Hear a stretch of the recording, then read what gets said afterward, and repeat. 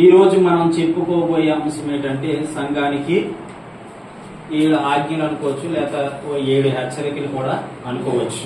ఆమె చెప్పండి. కాబట్టి ఈ రోజు దేవుడు చెప్తున్న మాటలు జాగ్రత్తగా మనం హృదయాల్లో పెట్టుకుందాం, మనసులో పెట్టుకుందాం. వాక్యానుసారంగా మనం మన కుటుంబాలు జీవించలాగా మన కుటుంబాలు పట్టుకుందాం. ఆమె చెప్పండి. హల్లెలూయా చెప్పండి. ఆమె చెప్పండి. హల్లెలూయా. 2వ దశలోనికీయులకు రాసిన పత్రిక 3వ అధ్యాయము 2వ దశలోనికీయులకు రాసిన పత్రిక 3వ అధ్యాయము 6వ వచనం ఒకసారి చదువుదాం. సహోదరులారా, మన వలన మా వలన పొందిన బోధన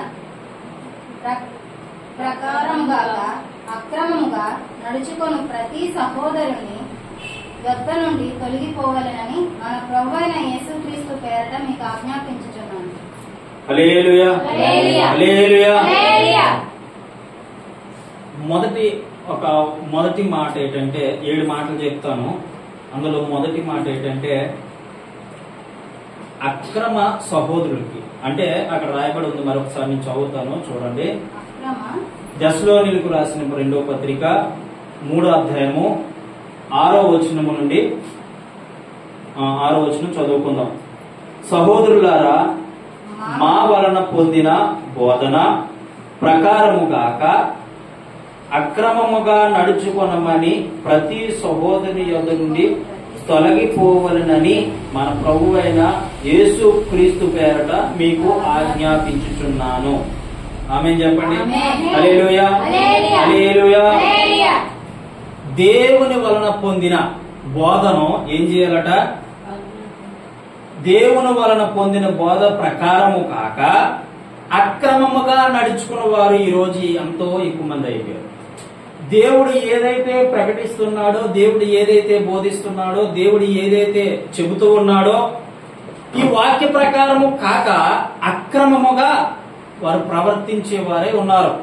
మొట్టమొదటి మాట ఏంటంటే అక్రమ సహోదరులకు మనం దూరంగా ఉండాలి. లేదా అక్రమముగా నడుచుకునే వారికి, అంటే క్రమము లేని వారు. అక్రమం అంటే ఏంటి? క్రమము లేని వారు. క్రమము లేని వారు అంటే చెప్పుకోవచ్చు ఒక క్రమం, ఒక పద్ధతి, ఒక పాడు ఉండదు. మీకు ముందు చెప్పాను, వచ్చినప్పుడు మందిరానికి క్రమంగా రావాలి, ఒక టైం పెట్టుకోవాలి. అర్థమవుతుందా? ఒక టైము, ఒక పొజిషన్ లో మనం ఉండాలి. అంటే ఆయన ఏదైతే చెబుతాడో దానికి మనం చాలా దగ్గరగా ఉండాలి. నేను గ్రూప్ లో మెసేజ్ చేశా, అందరూ టయానికి రండి. హల్లెలూయా.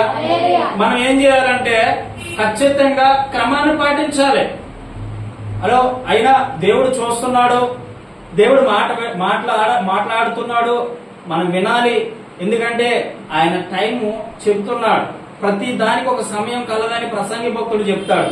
ఎందుకు సమయాన్ని ఎందుకు సూచిస్తూ ఉందంటే ఇల్లు కట్టుకున్నట్టుకు ఒక సమయం ఉంటది, పెళ్లి చేసుకున్నట్టుకు ఒక సమయం ఉంటది, చనిపోవటికి ఒక సమయం ఉంటది, బ్రతికి ఎండుటికి ఒక సమయం ఉంటది, పుట్టుటికి ఒక సమయం ఉంటది, గిట్టుటకు ఒక సమయం ఉంటది, తిండి తినుటికి ఒక సమయం ఉంటది, తిండి తినుటికి ఒక సమయం ఉంటది, బట్టలు కట్టుకునడానికి ఉంటుందా లేదా?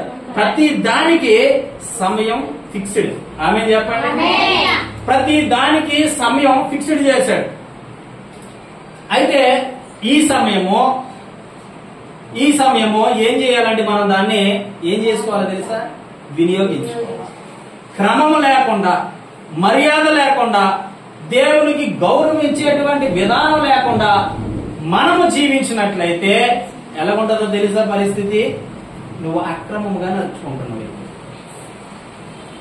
నీవు 100 మంది పిల్లలున్న వాళ్ళు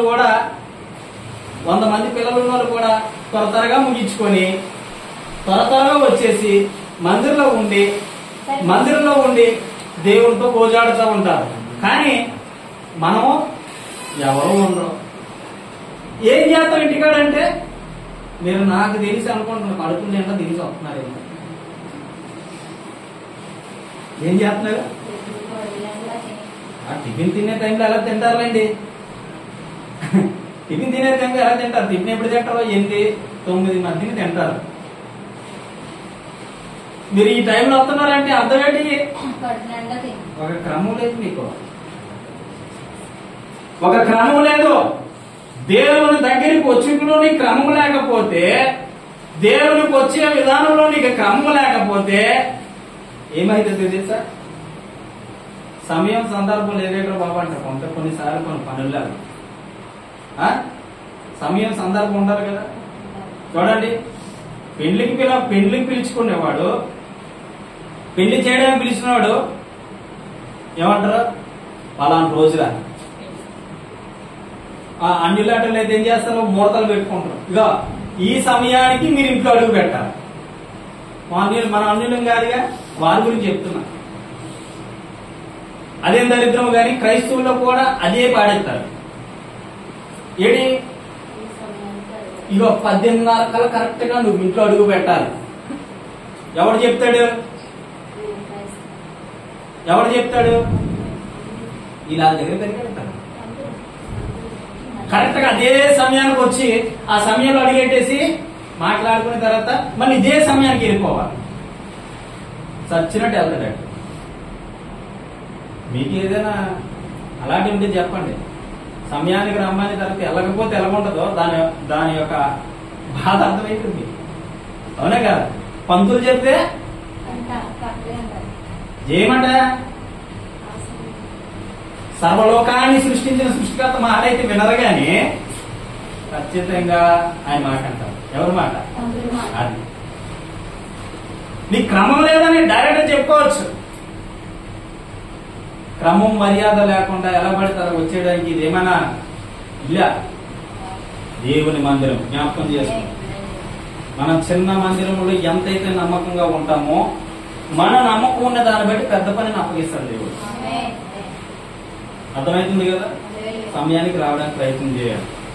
సంఘానికి చెప్తున్న మొట్టమొదటి హెచ్చరిక. రెండవది అదే దశలోనికి పత్రిక 3:10 మరియు మేము మీ వద్ద ఉన్నప్పుడు ఎవడైనానో పని చేయనులని ఎడల వాడు భోజనము చేయకూడదని మీకు ఆజ్ఞాపించింది కదా. హల్లెలూయా, హల్లెలూయా. రెండో హెచ్చరిక ఏడో తెలుసా? పని చేయకుండా భోజనం చేయకూడదు. గుర్తుపెట్టుకో సంగమా. రెండో హెచ్చరిక ఏంటి? అది ఎవరైనా కావచ్చు, నీవే కావచ్చు, నేనే కావచ్చు, మరి ఎవరైనా కావచ్చు. పని చేయకుండా నోట్లో ముద్ద పెట్టకూడదు. బైబిల్ ప్రకారంగా కొంతమంది సోమరపోతులు ఉంటారు, తిండిపోతులు ఉంటారు, నిద్రపోతులు ఉంటారు. దరిద్ర వెంటాడుతుంది వాళ్ళు. గుర్తుపెట్టుకోండి. అసలు పని చేయకుండా భోజనం చేసేవాడికి హక్కు లేదు. ఈ భోజనం పెట్టావంటే కొంతమంది లాజిక్ లో ఉపయోగించి అంటారు, ఆ మెతుకు మీద నా పేరు ఉంది అందుకే నేను పెట్టున్నాను అంటారు. లాజిక్ ఆ మెతుకు మీదట పేరుందట, ఆ పేరుని బట్టట మనలో నీ మెతుకు మీద పేరు ఇస్తాడా అని పెద్ద మరి దేవుడికి బాగా సన్నిహితుడు అని నువ్వు స్నేహితుడు అని నీ పేరు దాని మీద పెడతాడు. మరి హల్లెలూయా చెప్పండి. మనుషులు ఎలా తయారైపోయారంటే వాళ్ళు తప్పించుకోవడానికి కుప్పలే కనబడినట్టు వాళ్ళు తప్పించుకోవడం మార్గాలు ఎత్తుకుంటూ ఉంటారు. అసలు కష్టపడకుండా నోట్లో ముద్ద పెట్టడానికి అర్హుడు కాదు. గుర్తుపెట్టుకో. పని చేయకుండా భోజనము చేయకూడదు. రెండో హెచ్చరిక సంఘానికి చెప్తున్నమాట. పని చేయాలి, దాని ప్రతిఫలం వచ్చిన తర్వాత భోజనం చేయి. కొంతమంది అంటారు నేను ఏ పని చేయలేనండి. మన కుటుంబం దగ్గరికి వెళ్ళాం గాజువాకలో. పాపం 22-23 సంవత్సరాల కుర్రోడు, 22-23 సంవత్సరాల కుర్రోడు. ఆ పాస్ గారు నన్ను తీసుకెళ్లి ఆయన ఏమని పరిచయం చేస్తున్నారంటే దేవుని దాసులు వచ్చారు, దేవుని అభిషేక్తులు వచ్చారు, ఈయనకి మైండ్ సరిగా ఉండదు కదా, ఈయన ప్రార్థన చేయడానికి తీసుకొచ్చానంటే నేను వెళ్ళి ప్రశాంతం కూర్చొని ఆలోచిస్తున్నాను. వాళ్ళు అడిగాను, అమ్మా మరి మీరు నమ్ముతారా దేవుణ్ణి అంటే అందులోని పళ్ళు కొట్టుకుని ఆవిడ ఒక ఆవిడ ఉంది. ఆవిడ ఏమంటుంది, అమ్మా మీ నమ్మకపోతే అదే పోన్లే అమ్మా అన్నాం. ఎవరిని మనం బలవంతం చేసేది లేదు. హల్లెలూయా. నమ్మి బాప్తిసం పొంది కూడా రక్షణ పడతాడు. అది ఖచ్చితంగా. హల్లెలూయా. అక్కడ చెప్పాను. సరే ఓకే. మరి ఈ బాబు ఎవరన్నా? ఆ అబ్బాయే. మరి మీ బాబు రక్షింపడాలనే కదా పాటను పిలిపించుకున్నాం. అదే అలా అంటారు. అలాగే పాట మీ బాబు విడిపించబడగానే కదా సేవకులు పిలిపించుకున్నా. ఏం చేస్తాడంటే బాత్రూమ్కి వెళ్ళి 2 గంటలు ఉండిపోతాడు. ఏం చేస్తాడో తెలియదు. పుట్టుకెళ్ళి ఏదైనా తేడా అంటే అది చెప్పింది తేడా మనకి వేరే చేస్తాడట. మతిస్తే మొదలు చేద్దానికి. కానీ ఆవిడ తల్లి ఏమంటుంది తెలుసా? నమ్మదట కానీ ప్రార్థన చేస్తే ఆ అబ్బాయి బాగోరట. ఆ అబ్బాయిని అయితే చర్చిలో కూర్చోబెడతాను, మేమైతే గుళ్ళో కూర్చుంటాం. మీ నమ్మకం మీదమ్మా, మీ ఇష్టము అని చెప్పాను. సరే, నేనేమనుకుంటానంటే అప్పుడు నాకు దేవుడు ఇచ్చిన ఆలోచన ఏమొచ్చిందంటే, సరే మీ ఇష్టము, నేనేం చేయలేను, దానికి నేను బాధ్యుని కాదు. ప్రార్థన చేయడానికి వచ్చాను, నా బాధ్యత ప్రార్థన చేస్తాను, వెళ్ళిపోతాను. యేసు రక్తం సిలువ రక్తం అని చెప్పి ప్రార్థన చేశాను. అప్పుడు అన్న అంటున్నాడు, ఏందన్నా అక్కడ ఉన్న దయ్యాలు మాట్లాడితే అనుకుంటే మీరు ఏమి వచ్చేసారు ఏంటంటే, నేను చెప్పిన ఆయనకి నేనేం చెప్పే తెలుసా, అక్కడ ఉన్న దురాత్మ సమూహంలో అబ్బాయిని అలా చేసేస్తే మరి ఆ అబ్బాయి ఒకవేళ తెలుసుకున్నా సరే అవి తెలుసుకోనుకో. కాబట్టి మరి ఈ అబ్బాయికి రిలీజ్ అవ్వదు. ఎందుకంటే అక్కడ అంతా కూడా మనసు మారాలి. ఏం మారాలి? కానీ అబ్బాయి అట ఇంట్లో ఉండొద్దు అంటున్నారట, బయటికి పొమ్మంటున్నారట. ఒరే నువ్వు కష్టపడరా, రూపాయి తేడా తేడా. నేను ఎక్కడికి వెళ్ళను, నేనేమి తేను, ఇంత బొగ్గలోనే మళ్ళీ బాగుండి నేను ఇంత కొద్ది ఇలా లేపితేనట అబ్బాయికి ఏదోలా ఉంటదట. బాబు ఎంత కూడి తినేది బాబాడు అని చెప్తున్నాడు. నాకు చాలా విచిత్రం అనిపించింది. అంత కూడి తింటే తల్లిదండ్రులు అతని వైపు చూసి బాధపడడం, అతను తల్లిదండ్రుల వైపు చూసి బాధపడడం. ఒక్కోసారి మధ్యతనంతో లేకుండా రమణ పడుతుంటాడు. నేను అన్నాను, మీరందరూ తెలుసుకుంటే అద్భుతమైన హీలింగ్ జరుగుతుంది ఇక్కడ. ఆమె అందరూ తెలుసుకుంటే అద్భుతంగా దేవుడు మాట్లాడతాడు అంటే మాకు వద్దు, మేమన్నాం ప్రార్థన చేసి వెళ్తాం అంటే సరిపోయింది కదా. మాకు వద్దు అన్ని దగ్గరికి మేమేందుకు వెళ్తాం? అవునా కదా? హల్లెలూయా. నాకు వద్దు అన్నారంటే నేను ఎందుకు వెళ్తాను? ఎలాగా కొట్టు దగ్గర వస్తువు కొనడానికి వెళ్ళామండి, ఇక్కడ లేదు అన్నాడంటే అక్కడ నిలబడితే వచ్చేస్తావా? అంతే. నేను చేసింది అది. మాకైతే ఆ దేవుడు వద్దు కానీ ఆ అబ్బాయి బాగుపడాలి. నేను అన్నాను, నేను ప్రార్థన చేసి వెళ్తాను కానీ ఇంకొక ఇంటికి వెళ్తాను. నేను అబ్బాయి తీసుకెళ్లి ప్రార్థన చేయించాం. హల్లెలూయా హల్లెలూయా. కానీ తెలుసుకోకపోతే మనం ఏం చేయగలుగుతామండి? తెలుసుకుంటే యేసయ్య ఏంటో తెలుసుకుంటే అద్భుతం జరుగుతుంది అక్కడ. ఆమె చెప్పు హల్లెలూయా. ఆ అబ్బాయి ఏమి తేడో ఏమి చేయలేడు. చెల్లికి పెళ్లి అయింది, వీడు ఒకడే ఒక కొడుకని గారాభంగా పెంచాం అంటే ఇన్ని చెబుతున్నావే. యేసయ్యని తెలుసుకుంటే నీ లైఫ్ బాగుంటుందిగా. యేసయ్యని తెలుసుకుంటే నీ జీవితమే బాగుపడుతుందిగా. అదైతే వద్దట. వీడు తెచ్చిన తప్పంతా కాల. ఎంత స్వార్థమో ఈనాడు మనుషులకి. నేను చెప్పా ఇక్కడ తనవు మనం వేరే విశ్వాసం ఇల్లామన్నాం కదా, అక్కడికి వెళ్దాం పదానికి వెళ్ళిపోయాం. హల్లెలూయా. ఎందుకు మాట చెప్పానంటే వాళ్ళు లోబడితే కదా దేవుడి కార్యం చేసేది. చర్చికొచ్చిన లోబడితేనే కార్యం జరిగేది. గుర్తుపెట్టుకోండి. కష్టపడలేడు.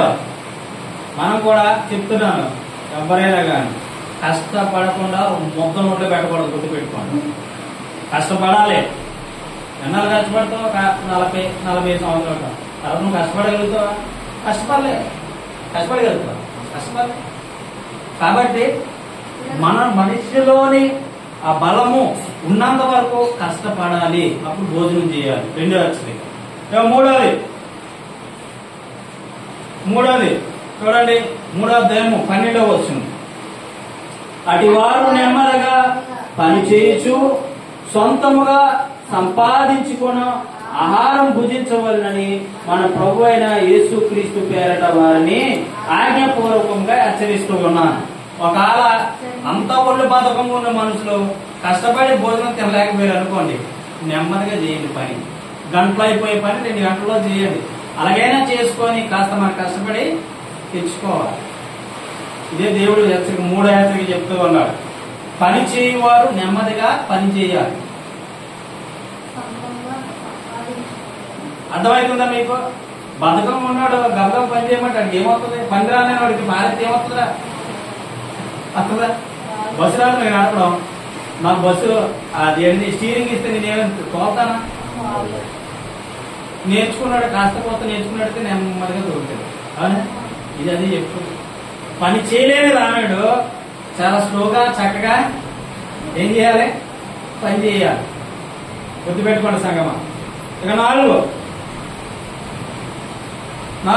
అదే 12వ వచనంలో లాస్ట్ మాట ఒకటో చూడండి. 12వ వచనంలో లాస్ట్ మాట, సొంతంగా సంపాదించి కొనిన ఆహారము భుజింపవలెనని మన ప్రభువైన క్రీస్తు పేరట వారిని ఆజ్ఞాపూర్వకంగా హెచ్చరిస్తూ ఉన్నాను. ఇక 4వది ఏంటంటే సొంతంగా సంపాదించి కొనుక్కొని తినండి. మీ బాబులు మీ తాతల తండ్రులు సంపాదించింది కాదు, నువ్వు సంపాదించిందేది? నువ్వు సంపాదించి కొని తినాలి. ఊరికినే రాదుగా, డబ్బులు ఎవరు ఊరికినే రావు అన్నట్టు గోల్డ్ షాప్ అయినా డబ్బులు ఎవరికి ఊరికినే రావు అంటాడు. మనం ఏం చేయాలి తెలుసా? కష్టపడి శ్రమించి సంపాదించి కొనుక్కొని తినాలి. ఈ సంఘానికి చాలా అవసరమైన మాటలు చెప్తున్నాను. సంఘమా ఎలాగుండాలో చెప్తున్నాడు దేవుడు ఈరోజు. సంపాదించుకొని కొని తినాలి. అర్థమవుతుందా? ఇక 5వది, మేలు చేయట్లో విసుకోవద్దు. మేలు చేయట్లో విసుకోవద్దు. మాట ఎక్కడ ఉందంటే అది 13వ వచనం ఒకసారి చదువుతున్నాను. చాలు, మేలు చేయట్లో విసుకోవద్దు. దీని గురించి రిఫరెన్స్ చెప్తాను చూడండి, అర్థం చెప్తాను. చేతనైతే మేలు చేయి, ఇవి చేయి. అది ఎవరికే కావచ్చు, ఎక్కడైనా కావచ్చు. నీకు చేతనైతే మేలు చెయ్యు. ఒక మనిషి ఎలాగున్నా ప్రేమించు. ఒక మనిషి ఎలాగున్నా ఏ మనసులో ఉన్నా నీకు చేతనైతే ప్రేమే చూపించు. అవతలోడు మూర్ఖుడా, లేకపోతే పక్క మోసగాడా, మాయగాడా, మంచోడా అయినా నువ్వు ప్రేమే చూపించు. విసుకోవద్దు. ప్రేమించే విషయంలో విసుకోవద్దు, విసుకుపోవద్దు. ఇది సంఘానికి చెప్తున్న మాట. మేలు చేయట్లో విసుకోవద్దు. మీ కాడ గుర్తుపెట్టుకోండి, ఒక 10 లక్షల ఆస్తి ఉందనుకోండి, ఇచ్చిమని చెప్పలేదు. ఇప్పుడు పాస్ గారు ఇచ్చిమంటారేమో, నేను ఎక్కడ నుంచి చేస్తానో, బ్యాంకులో ఉన్నాయి తీయడానికి 2 రోజులు 3 రోజులు పడుతుంది. ఎవడవుతుంది బ్యాంకుల చుట్టూ అంటామేమో, మిమ్మల్ని ఇమ్మని చెప్పట్లేదు. మేలు చేయటం నీ చేతన అవ్వాలి. ఈ చేతన అయితే మేలు చేయి. ఏదో ఒక మార్గం తనకి చూపించు. కొంతమంది ఏమంటారు తెలుసా? మార్గం చూపిస్తే నా అకౌంట్లో నేనేసి పొడిచాడమ్మా. నువ్వు ఒక మార్గం చూపిస్తావు, ఆ క్షణానికి ఆ వ్యక్తి ఎలాగుండో తెలుసా? నువ్వు దేవుడు అయిపోతావు తెలుసా? చెప్పాలా? అవునా కదా? ఇప్పుడు సపోజ్ ఇప్పుడు ఎస్తే దగ్గర ఒక 5 లక్షలు ఉన్నాయి. దేవుడు ఇచ్చింది కాక 5 లక్షలు ఉన్నాయి. ఇప్పుడు నిర్మలాకి ఒక 2 లక్షలు అవసరం పడింది. 2 లక్షలు అవసరం పడింది. 2 లక్షలు అవసరం పడితే నువ్వు వచ్చి ఎస్తేరు ఏమంటావు? ఎస్తేరు మా అందరం ఒకే సంఘంలో ఉంటున్నాం కదా, నాకు ఈ డబ్బులు అవసరం పడ్డాయి నాన్న, మరి నీకు వడ్డీతో సహా నేను తిరిగి ఇచ్చేస్తాను అని అడిగావు. ఎస్తేరు ఏం చేయాలి? ఇప్పుడు ఆవిడ చెప్పాలి. ఏం చేయాలి? అప్పు చేయాలి, హెల్ప్ చేయాలి, మేలు చేయాలి. అదే మేలు చేయాలి. చేసావు. కొన్ని రోజులకి ఇవ్వలే, మరికొన్ని రోజులకి ఇవ్వలే, 1 సంవత్సరం దాటింది ఇవ్వలే, 2 సంవత్సరాలు దాటింది ఇవ్వలే. ఎందుకు ఇవ్వలేదంటే ఆవిడ దగ్గర లేవు. ఆవిడ కూడా కూలీ నాలి చేసుకుని తెచ్చి నీకు ఇవ్వాలి కాబట్టి. కొద్ది రోజుల తర్వాత నీకు ఇసుగు పుట్టింది. ఇసుగు పుట్టిన తర్వాత ఏమ్మా ఎన్నిసార్లు అడిగి తెచ్చుకుంటావా, ఎన్నిసార్లు ఇబ్బంది పెడతావు నన్ను, నా డబ్బులు నాకు ఇవ్వాలిగా అని అడిగావు. అవునా? అడిగినప్పుడు ఆవిడ చెప్తుంది, ఏం లేదమ్మా నీకు ఇవ్వడంలో నాకు ఇబ్బంది లేదు, కానీ కొద్ది రోజులను నేను తెచ్చిచ్చాను. ఆవిడ తెచ్చిచ్చేంత వరకు నువ్వు అడుగుతూనే ఉండాలి. దాంట్లో విసుకోద్దు. హల్లెలూయా. ఇంకోటి, ఒకవేళ నీకు ఎవరైనా తెలిస్తే మేలైన మార్గం చూపించు. ఇగో నువ్వు పలానా దగ్గరికి వెళ్ళు, పలానా దగ్గరికి వెళ్తే అతను నా పేరు చెప్తే హెల్ప్ చేస్తాడు. ఆవిడకి వెళ్తే నా పేరు చెప్పగానే హెల్ప్ చేస్తాడు. ఆ హెల్ప్ నువ్వు తీసుకో. ఆ విధంగా నేను మేలు చూపించాలి. ఏ విధంగా ఒక విధంగా మనకు చేతనైనంత వరకు మేలు చేయడం మర్చిపోకండి. హల్లెలూయా, హల్లెలూయా. ఏదో ఒక విధంగా ఇప్పుడు సంఘం ఉంది, సంఘంలో ఎవరికైనా బాగోకపోతే నువ్వేం చేయాలో తెలుసా? మీ దగ్గర ఏమైనా ఉంటే వాళ్ళకి ఇవ్వడం ఒక గొప్ప ఆశీర్వాదం. ఆమె చెప్పండి. హల్లెలూయా. ప్రేమ కలిగి జీవించడానికి ప్రయత్నం చేయి. మేలు చేయట్లో విసుకోవద్దు, అసలు విసిగిపోకండి. ఏం చేయకూడదు? విసిగిపోవద్దు. తర్వాత లోబడిన వారితో సాంగత్యం చేయదు. 14 వచ్చిన ఒకసారి చదువునాను. ఈ పత్రిక మూలముగా నేను చెప్పిన మాటకు ఎవడైనా లోబడని ఎడల అతనిని కనిపెట్టి అతని సిగ్గుపడు నిమిత్తం అతనితో సాంగత్యం చేయకుడి. చూసారా? ఎవరైతే లోబడరో, సంఘానికి చెప్తున్నారో మాట, ఎవరైతే లోబడరో వారిని ఏం చేయాలట? వారితో స్నేహం చేయొద్దు. సాంగత్యం అంటే ఏంటి? అంతే. ఎందుకు ఈ మాట చెప్తున్నానని తెలుసా? దేవుని మాటకి విధేయత చూపించలేనుతో ఎంత దూరం ఉంటే అంత మంచిది. దేవుని మాటని నిరర్థకారం చేసే ప్రజలతో ఎంత దూరం ఉంటే అంత మంచిది. దేవుని మాట విన్నట్టు ఉంటారు మన దగ్గర, బయటికి వెళ్ళగానే వారు విశ్వరూపాలు చూడాల్సి వస్తుంది కొన్ని పరిస్థితులు, కొన్ని సందర్భాలు. అలాంటి వాళ్ళతో స్నేహం చేసేవనుకో, మంచి స్నేహం చేసేవాడు చెప్పాలి, మంచి స్నేహం చేసేవాడు మంచిగా ఉంటాడు, చెడు స్నేహం చేసేవాడు అది. ఏం తమ్ముడు, అవునా కాదా? ఇప్పుడు నీ స్నేహితులు ఉన్నామన్నా, మంచి స్నేహితులతో స్నేహం చేస్తే మంచి బుద్ధులు అవుతాయి,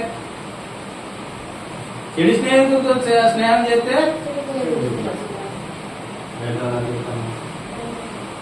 హల్లెలూయా, హల్లెలూయా, హల్లెలూయా. స్నేహం అనేది ఎవరితో చెయ్యాలో నువ్వు కాస్త ఈ ఆలోచనలో ఉండాలి. నువ్వు చిన్నవాడు కావు, పెద్దవాడు కావు, మరి ఎవరైనా ఎవరైతే నీకు చెడుగా కనబడుతున్నారో నువ్వేం చేయాలో తెలుసా? అక్కడ నుంచి నీకు కాస్త దూరం పెరగాలి. నువ్వెందుకు తెలుసా? నువ్వు సపరేటమైన వ్యక్తివి. ఎవరు నువ్వు? నువ్వు దేవుని యొక్క రక్షణ పొందుకున్నటువంటి వ్యక్తివి. నువ్వు దేవునికి ఒక విలువైన వ్యక్తివి. దేవుని కృపలో నువ్వు దయలో ఎదుగుతున్న వ్యక్తివి. కాబట్టి నువ్వు సపరేట్ గా ఉండడం చేత కావాలి. ఇప్పుడు కలిసి పని చేస్తున్నారు చాలా మంది, అర్థం చేసుకోండి. కలిసి పని చేసేటప్పుడు ఎవరు మంచోలో వాళ్ళతో మాట్లాడడానికి ప్రయత్నించే తప్పులేదు. చెడు వారితో నువ్వు మాట్లాడేవనుకో నువ్వు మంచిదానివే, కానీ నువ్వు ఈజీగా తేడకూడదు. గుర్తుపెట్టుకో. చేస్తాను చెప్పండి మరి, అవునా? హల్లెలూయా, హల్లెలూయా. చెడ్డవారితో సాంగత్యం చేయొద్దు. అసలు లోబడని వారితో సాంగత్యం చేయొద్దు. మందిరానికి వచ్చినప్పుడు ఎలాగుంటో తెలుసా? ఇంకా ఆవిడంతా లోబడేద్దాం మనకి ఎవ్వరో కనబడదు. వినాలి, నా వైపు చూడాలి. ఆవిడంతా లోబడే వ్యక్తి ఎవరో కనబడరు.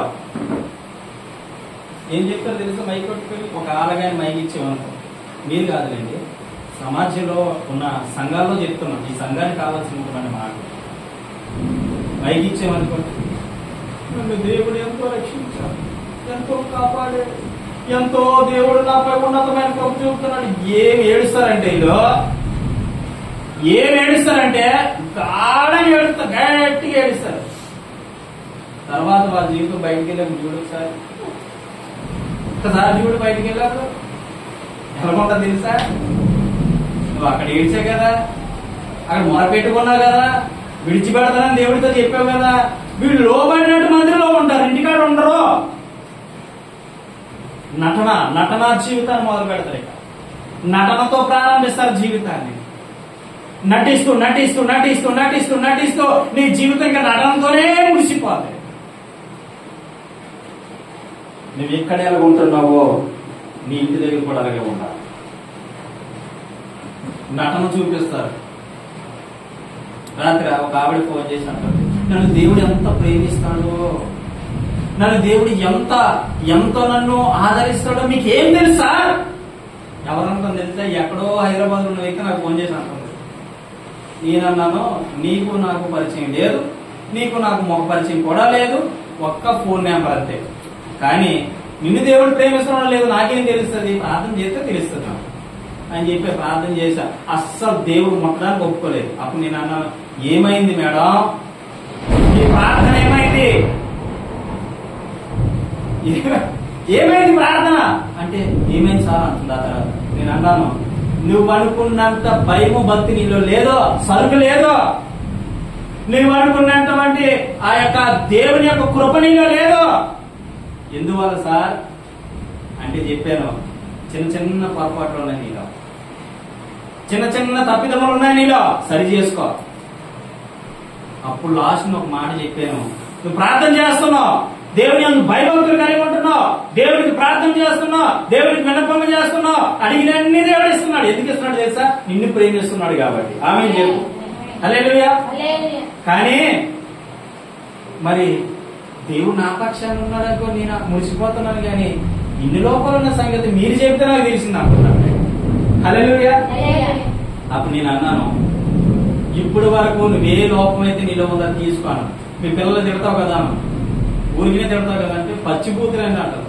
మరి పచ్చిబూతులు ఆడే నోడుతోని ప్రార్థన చేస్తూ అదే నోడుతోని పచ్చి బూతులు మాట్లాడే నోరు ప్రార్థన చేస్తావు కదా, మరి నీ ప్రార్థన దేవుడు వింటాడా? మరి నువ్వేం చెప్తున్నావు? దిమాగాను నటన, ఇదంతా ఏంటి? ఏమంటుంది తెలుసా? సార్ నేను నా దేవుడితో చాలా దగ్గర సంబంధం నాకు. హల్లెలూయా. ఉంటే ఉండొచ్చు ఏమో కానీ ఒకప్పుడు, ఇప్పుడు లేదు. నటించొద్దు దేవుని సన్నిధిలో, గుర్తుపెట్టుకో. నటనొద్దు. తెలుసు నీ హృదయ వాంఛలు ఎరిగినటువంటి దేవుడు, నిన్ను చూస్తున్న దేవుడు, నిన్ను చూసి నిన్ను కాపుదల ఉంచి కాపాడే దేవుడు నజరేయుడైన యేసుక్రీస్తు ప్రభు. గుర్తుపెట్టుకో. అందుకే ఎవరికి నీళ్ళు బట్టి వారికి ప్రతిఫలము సిద్ధపరిచి ఉంచుతాడు, వాని జీతము సిద్ధపరిచి ఉంచుతాడు. వీళ్ళు ఎలాంటిలో తెలుసా? లోబడనల్లని ప్రజలు, ఇశ్రాయేలు ప్రజలు లోబడేవారిగా. ఏడే ఈ మోసే ఎక్కడికి వెళ్ళిపోయాడు, ఈ అరణ్యంలో మమ్మల్ని విడిచిపెట్టేశాడు, ఎక్కడికి వెళ్ళిపోయాడో తెలియదు. ఈ మోసే మీద సొనుక్కున్నారు. కానీ అప్పుడు దాకా మోసే చేసిన అద్భుతాలు ఏమైపోయాయి? అప్పుడు దాకా మోసే చేసిన మిరాకిల్స్ ఏమైపోయాయి? అప్పుడు దాకా మోసే మోసే మోసే మా దేవుడు, మోసే మా దేవుడు అన్నట్టు పూజించిన ప్రజలు ఏమైపోయారు? మోసే కావాలనుకున్న ఆ ఇశ్రాయేలు ప్రజలు ఏమైపోయారు? నటించారు. అప్పుడు దాకా ఏం చేశారు?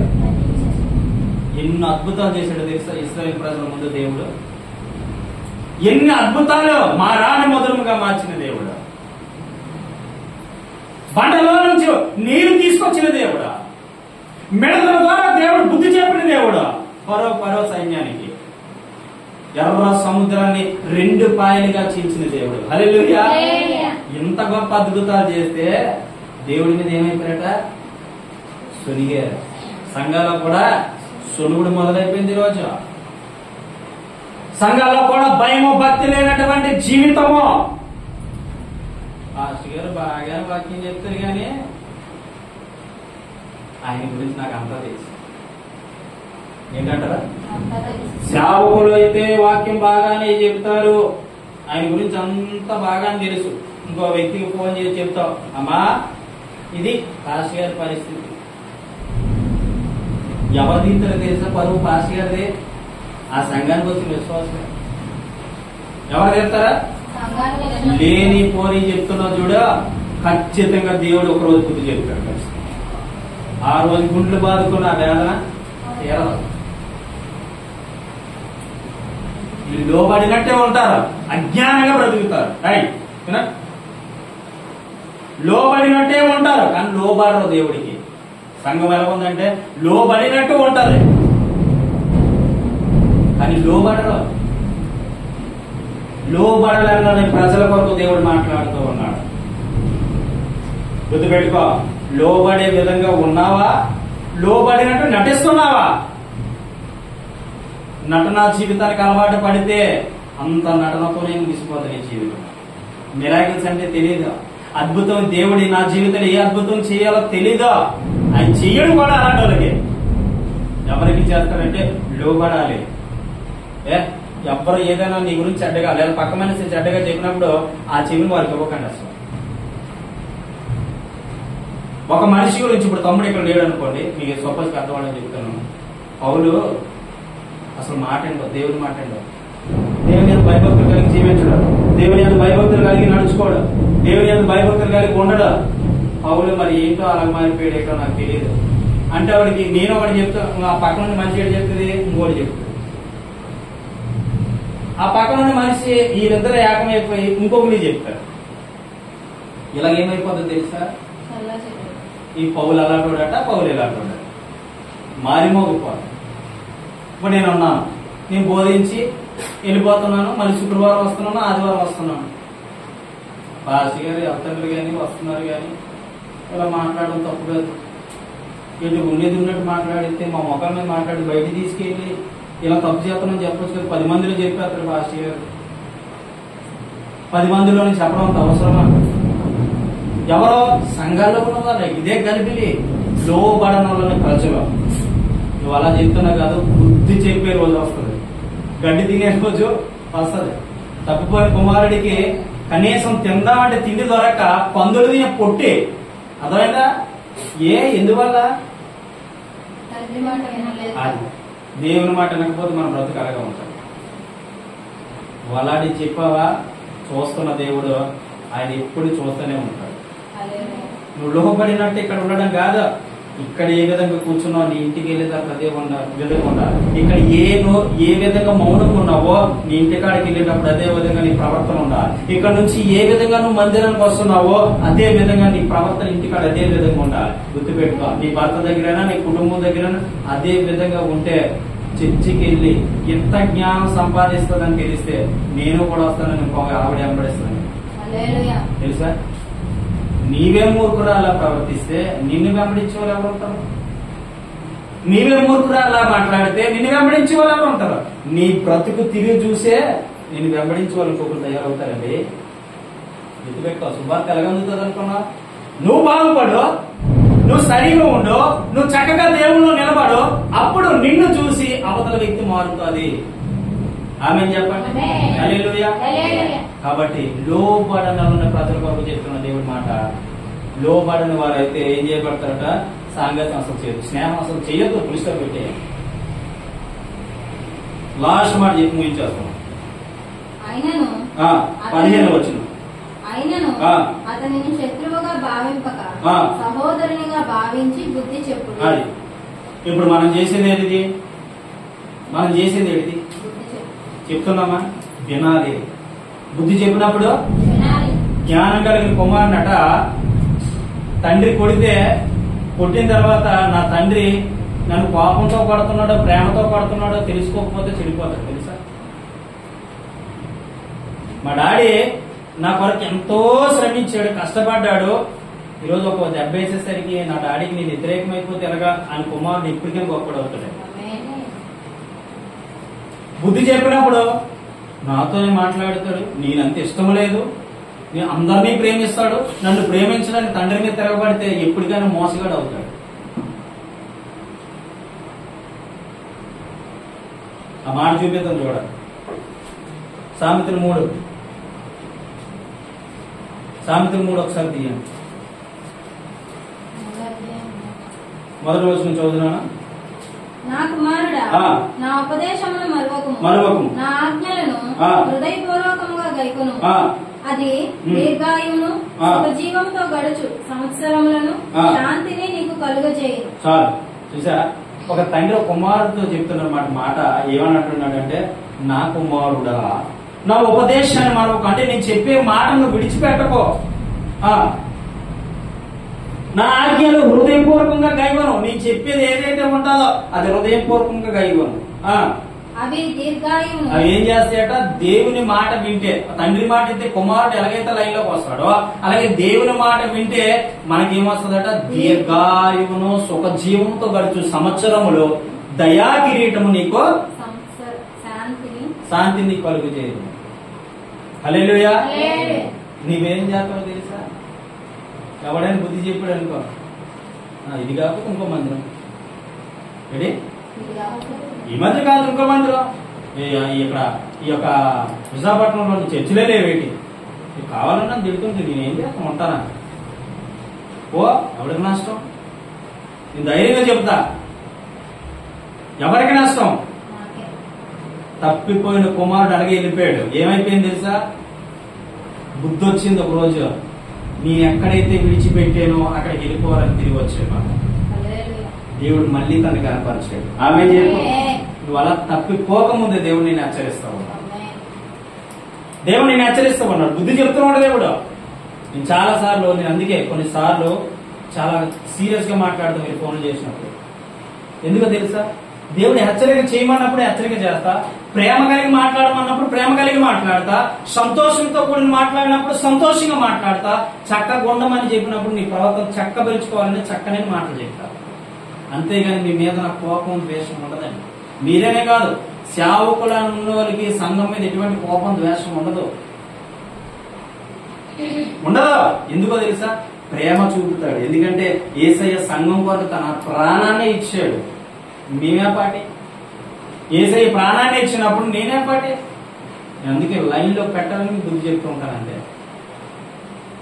ఈ వాక్యం ద్వారా వింటున్న ప్రియమైన సహోదరి సహోదరుడా, నీ సంఘానికి, ఏ సంఘానికి అయితే నువ్వు వెళ్తూ ఉన్నావో, ఏ సేవకుడి దగ్గరికి అయితే నువ్వు ఆ సంఘానికి బలపడటానికి వెళ్తూ ఉన్నావో, నీ సేవకుడు కాలం గద్దించి బుద్ధి చెప్పినప్పుడు దాన్ని నువ్వు విడిచిపెట్టుకో. నేను జ్ఞానవంతుడు నవ్వుటి కొరకే నన్ను ఈ విధంగా బుద్ధి చెప్తున్నారు అని అనుకుంటే నువ్వు బుద్ధిలో ఎదిగితే ఖచ్చితంగా దేవుడిని దీవించుకోతావు. హల్లెలూయా, హల్లెలూయా. లేనిపోని మాటలు, లేనిపోని యొక్క అలవాట్లు నేర్చుకోవద్దు సంగమా. లేనిపోని స్వభావాలు మనసులో తీసుకురావద్దు. లేనిపోని అల్లర్లు గొడవలు పెట్టుకోవద్దు. లేనిపోని సమస్యలను పడద్దు. అందుకే దేవుడు ముందుగా హెచ్చరించి నీతో చెప్తున్నమాట. బుద్ధి చెప్పినప్పుడు ఏం చేయాలట? బుద్ధి చెప్పండి. ఎవరికి? సహోదరులకి. లోబడని వాళ్ళని సహోదరులకి ఏం చెప్పాలి? బుద్ధి చెప్పాలి. ఎవరైతే లోబడరో వారికి మనం బుద్ధి చెప్తూ ఉండాలి. ఇప్పుడు నేను చెప్పాను వాక్యాన్ని ముందు కొన్ని సందర్భాలు చెప్పాను. చెప్తే దాన్ని మీరు ఇది నా కొరకు దేవుడే మాట్లాడాడు అనుకుంటే చెప్తున్నా, ఈరోజు దేవుడు మీ కొరకే మాట్లాడాడు. ఇది నా కొరకు కాదు అనుకుంటే నీ ఇష్టం, మరి నేనేమి చేయలేదు. మనం ఎన్నో పొలాల్లో విత్తనాలు వేస్తాం. ఎన్ని నాటితే తెలియదు, ఎన్ని నాటవో తెలియదు. ఏం తమ్ముడు? విత్తనాలు వేయడం, నాటిన విత్తనం వల్ల మొలిచి మొక్క గొప్పగా ఎదుగుతుంది. నాటలేని విత్తనం భూమిలోనే చస్తుంది. ఆల్రెడీ సచ్చి మొక్క నాటుతుంది, కానీ కొన్ని విత్తనాలు అయితే భూమిలో కలిసిపోతాయి. మన పరిస్థితి అలాగే ఉంటది. జ్ఞానముతో బుద్ధి చెప్పిన మాట మనకు వచ్చినప్పుడు ఇది నా కోసమే దేవుడు మాట్లాడాడు. ఒక సందర్భం ఈ చెప్పి ముగించేస్తాను. ఓ రోజు నేను చక్కగా పరిచర్యలో ఉంటున్నాను. నేను పరిచయం చేస్తాను. దాదాపు 10 సంవత్సరాల పాస్టర్ గారు పరిచయం చేస్తున్నాను. దేవుడు నన్ను అక్కడ విడిచిపెట్టి వేరే సంఘానికి వెళ్ళిపోవాలని చెప్పిన, అంటే వేరే సంఘానికి అంటే నువ్వు సపరేట్ గా సంఘం పెట్టుకో అని చెప్పినా సరే నేనేం చేసాను తెలుసా? నేను ఇంకా నేర్చుకోవాలి ఆ సేవకుడి దగ్గర అని చెప్పి ఆ సేవకుని కనిపెట్టుకుని 10 సంవత్సరాలు ఆయన దగ్గర పరిచయం చేసినప్పుడు ఒకరోజు నాతో పరిచయం చేయడానికి ఇక్కడే బెంగళూరు దగ్గర మంగళపాలెం అని ఉంటుంది.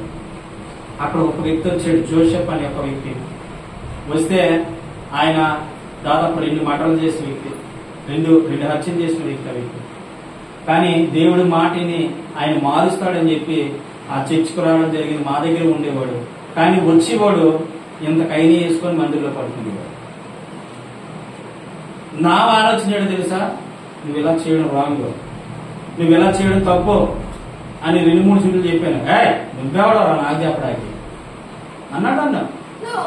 నువ్వెవరో నాకు చెప్పడానికి, పాస్టర్ గారే ఏమనలేదు, నువ్వెవరు నాతో నువ్వు పరిచయం చేస్తున్నాగా అన్నాడు అన్నమాట. సరే అని చెప్పి ఒకసారి అయ్యారు ఇలా జరుగుతుంది, తను బుద్ధి మార్చుకునేలాగా మీరు కాస్త చెప్పండి అంటే అది పట్టుకెళ్ళి పాస్టర్ గారు అన్నారట, బాబు నువ్వు ఇలా చేయడం తప్పు, ఇలా చేయడం రాంగు, ఇలా చేయకూడదు. కైని చేసుకోవడం అంటే ఏంటనుకుంటున్నావు? తప్పు అది. సిగరెట్లు కాల్చిన, కైని చేసుకున్న, మందు తగిన చర్చిలోకి రానవ్వరు. కానీ నేను మీద ఉన్న ప్రేమతో నేను లోపల పడుకోమంటున్నాను. మీరు చర్చిలో ఇలాంటి అసహ్యమైన కార్యాలు చేయకూడదని కాస్త కౌన్సిలింగ్ ఇచ్చాడు. ఆయన బయటికి వెళ్ళాడు. ఆ సంగతి నాకు తెలియదు. నేను అప్పుడే అక్కడికి వచ్చాను. వస్తే అతను ఏం చెప్పాడో తెలుసా? నా గురించి లేనిపోయి పాస్టర్ గారు చెప్తా, నువ్వు నా గురించి లేనిపోయి పాస్టర్ గారి దగ్గర అంటావా అనేసి నా మీద రివర్స్ అయ్యాడు. నేనన్నాను, నేనేమీ చెప్పలేదు. పాస్టర్ గారు ఏదైతే చెప్పారో నువ్వు మందిరంలో చేసి వస్తున్నావు కాబట్టి చూసి చెప్పాను నీకు, అది మానుకోమని 3 సార్లు నేను హెచ్చరించినప్పుడు నువ్వు నా మాట లేదు. సేవకులతో నేను చెబితే అలాగే నువ్వు ఒక విధంగా బాగుపడతావు అని చెప్పాను. నేను ఏం చెప్పలేదంటే నేను పొడి చేస్తాను, చంపేస్తాను, నేను 2 మటర్లు చేసి వచ్చాను, అది ఇదంటే ఈ లోప పాస్ గారు వచ్చాను. వచ్చినప్పుడు నేను అన్నాను అనేది చూడండి అంటే వచ్చి తిన్నగా నన్ను కొట్టారు, నన్ను కొట్టారు. అప్పుడు నేను అన్నా అని అది కాదు అంటాడికి నువ్వు ఇక్కడ మాట్లాడుతూ ఇంట్లో లోపలికి తిన్న ఇంట్లో లోపలికి వచ్చాను. 2 రోజులు గడిచిన తర్వాత ఫీల్ అయ్యి వెళ్తాను లేదని అన్న. ఎందుకు అన్న? గద్దించినా నీవే, బుద్ధి చెప్పినా నీవే. గద్దించినా నీవే, బుద్ధి చెప్పినా నీవే, కానీ తప్పు అయింది అన్న. తర్వాత అన్నాడు తప్పు ఎవరిదని నాకు తెలుసు, ఆయన ఎవరో నాకు తెలియదు, మన దగ్గరికి ఉండడానికి వచ్చాడు, వాళ్ళు మనం ఏమనుకోండి. నువ్వు నాతో తిరిగి 10 సంవత్సరాలు అవుతుంది, నువ్వేం నేర్చుకున్నావు? అందుకే నిన్ను కొడితే నువ్వు లోపడిపోతావు, అందుకే నిన్ను ఒక దెబ్బ వేసాను నాన్న, దీన్ని బట్టి నువ్వు ఫీల్ అవ్వద్దు అన్న. ఆమె చెప్పండి. ఆ రోజు అది కొట్టడం నాకు మంచి అయింది. అదే రోజు నేను ఆయన మీద తిరగబడగలను. చాలా కోపిస్తుంది నేను, మా ఎవరిని అడగని చెప్తాను, నేను చాలా కోపిస్తుంది. కానీ ఆ రోజు లోబడ్డాను. లోబడ్డం వల్ల నాకు మంచిదే జరిగింది. కాబట్టి శిక్షించినప్పుడు లోబడ్డం నేర్చుకుంటే నీకు మంచిదే జరుగుతుంది. ఆమె చెప్పు, ఆమె చెప్పు. హల్లెలూయా, హల్లెలూయా. ఈ ఏడు కూడా సంఘానికి దేవుడు చెబుతున్నటువంటి హెచ్చరికలు గుర్తు పెట్టుకొని దయచేసి వాక్య ప్రకారం నడవాలని ప్రభు పేరట మీకు తెలియజేస్తూ ఈ నా మాటలు ముగిస్తూ ఉన్నాను. దేవుడు మిమ్మల్ని మీ కుటుంబాలు దేవుడు దీవించును గాక. ఆమేన్. అందరూ ప్రార్థన చేసుకుందాం.